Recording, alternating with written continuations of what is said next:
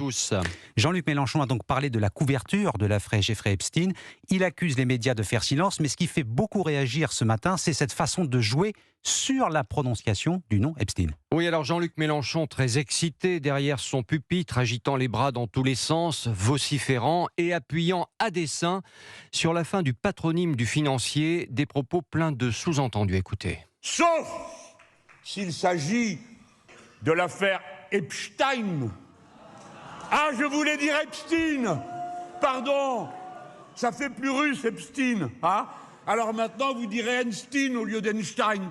Frankenstein au lieu de Frankenstein. Eh bien voilà, non, tout le monde comprend comment il faut faire.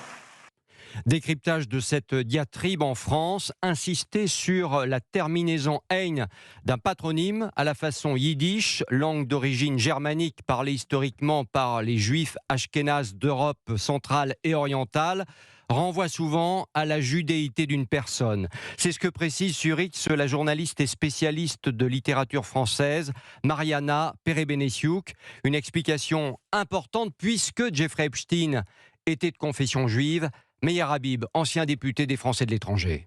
Quel est l'intérêt dans un meeting électoral Epstein, c'est de rappeler que Epstein était juif. Oui, il était juif et il a y compris des salopards et des crapules chez les juifs. Mais dans la bouche de Mélenchon, tout est calculé. Est-ce que c'est par un antisémitisme virulent intrinsèque ou par calcul électoral? Peut-être sans doute un petit peu les deux à mon avis.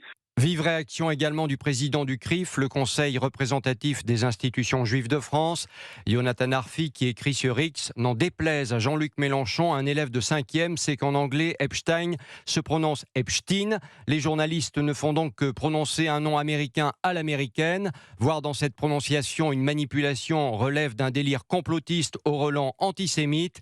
Dernière réaction toujours sur X, la ministre à l'égalité entre les femmes et les hommes, Aurore Berger, qui écrit « Le nouvel antisémitisme en France s'écrit en 3 lettres, LFI.